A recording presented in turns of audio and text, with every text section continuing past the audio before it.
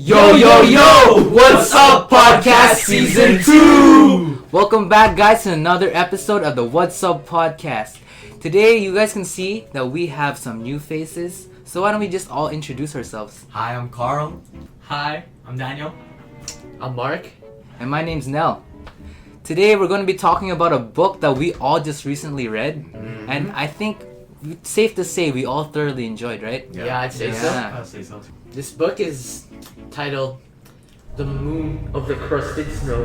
Pretty cool name, eh? A name like that, bro? Like, how could you not be interested in I already that? have chills. Right? It's chilly. Get it? 'Cause Yep. it's snow. But it's written by a guy named Wogishig Rice. Mm-hmm. And it's a very compelling, thrilling. Would you say it's a horror book? It's a I guess. yeah, I'd it's suspense. definitely say so. There's some horror type aspects in it. I can see. Yeah, for sure. Some for sure. tropes, yeah. Yeah, I'd say so. So, what do you guys' overall opinion on the book? Did you guys like it at all, or like, what's your like rating out of 10? Why? Well, for me, I think I'll go with a 8.5 out of 10. 8.5. Just because Wow. you know that suspense, I live for that suspense too. Ooh, that okay. that thrill. My opinion on this book is pretty much the same as Rex's. Like you said, it's suspenseful, but I also like how it talks about some real life situations where like how our generation is too much reliant on technology. Like, will we be able to survive without technology? Good point. Like, Good are we point. that dependent on technology? Those kind of things. The book talks about it, so I like that. So for me, I give this book like an 8 out of 10 because like I 8 out of like 10. suspense. Yeah, 'cause suspense. There's just people killing. Oh. Spoiler. Oh yeah, Oh, yeah, before spoiler alert. probably should have said that. We're definitely gonna be saying some spoilers over Yeah, here. we're gonna be talking a lot about this book, so just make sure you read the book, or if you don't really care, keep that in Tune mind. in. So I just like this book because like there's suspense. There's like Mm. killing. I like to read books with suspense. So you like killing? Not killing. Just suspense. But it's suspense, yeah. Suspenseful. Suspense. So 8 out of 10. I'd have to agree with you that 8 out of 10. Yeah, I think so too.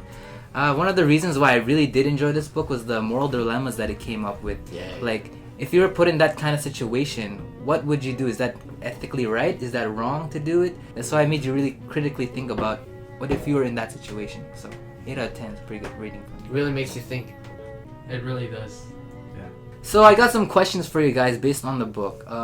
What did you guys think of the ending? Ooh, I love the ending, by the way. You love the Ending? ending? I loved it. Why?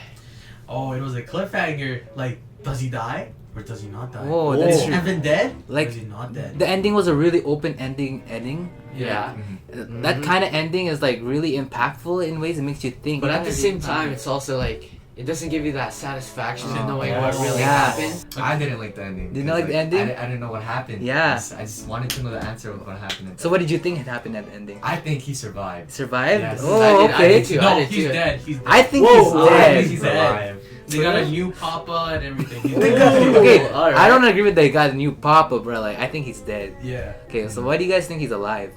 Because I think the children can't move on that fast. 'Cause Yeah. He seemed too Yeah. happy at the Too ending, happy, right? yeah. It's for children especially. It's just hard to just remove a part of your life Yeah, just like that.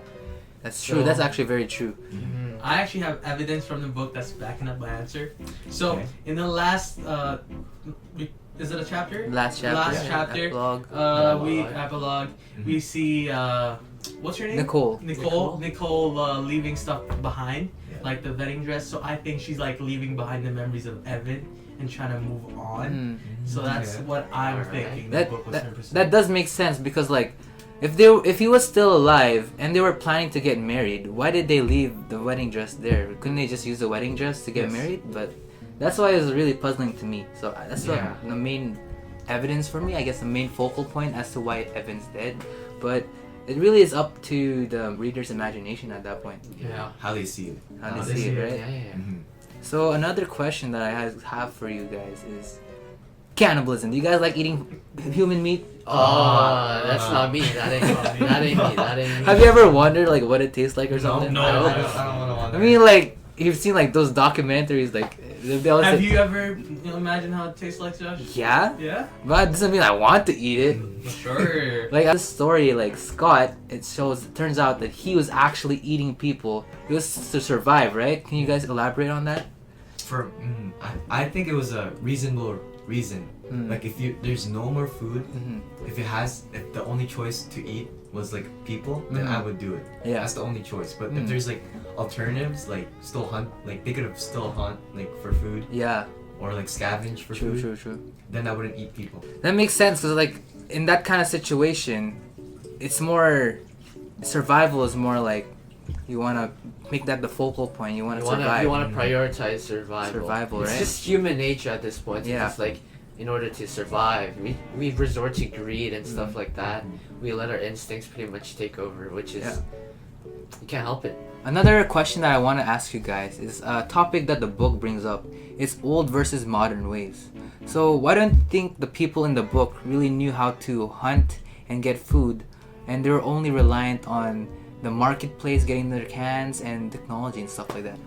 Yeah, I think they, like the community especially, had like lost touch with their old ways. How to hunt. Lots of people became lazy. Like especially, like even you look at Evan's mother, who was like more focused on playing gambling games on the computer, and so lots of people lost their way and became lazy and just depended on Evan and the council to provide food. Our generations too used to like go into the supermarket to buy food instead of they never felt like how to hunt. Yeah. They never experienced how to hunt for their own food. Yeah, I'd say it's definitely because of like the introduction of technology, because the introduction of technology is pretty much in order to make things easier for everyone. Now we have like such a large selection of items that we could just buy whenever we want, whenever we have the money. But back then, they're just like you'd have to resort to and utilize the things that the land is like giving you. Yeah. And so another thing I also want to bring up is colonialism. Do you think that's one of the main reasons why they also lost touch with their old ways? I would say colonialism had even a major part more than the technology, because when Europeans came in, they wanted them to like stop hunting and go more into agriculture. Like assimilate them, right? Assimilate them Bring them into their culture. Bring them into their culture. So they lost, even before technology, they lost their way of hunting. They started to go into more into Their traditional ways of life, right? Yeah. Yeah. The book brought up a very interesting topic that they brought up, and with the grandma. She was like, the apocalypse already happened. Like it happened a long time ago when the Europeans came and tried to simulate us. Yeah, and then back to what the grandma said, like with all of that, to that day, they were still able to survive. They were still able to get through things. And now that they were presented with another threat to their lives, why should they give up when they didn't even give up back then as well? Like, if they just keep fighting through like they have always been, they would be able to come out alive and just challenge like their will to survive again. If you do continue to persevere and to not give up, then you'll surely, hopefully, get to the final goal, which is to survive. So another interesting question that I like to bring up with you guys is, how are dreams used as a storytelling device? So I think the dreams were used to foreshadow the future, like tell the audience what's gonna happen near the future chapters of who's gonna die or what's gonna happen or who's gonna be in danger. Yeah, so that's what I think. To elaborate on what Karl said, it's like what happened earlier on with Evan's dad. He was like, "Oh, I've had this dream when like everything was like on fire."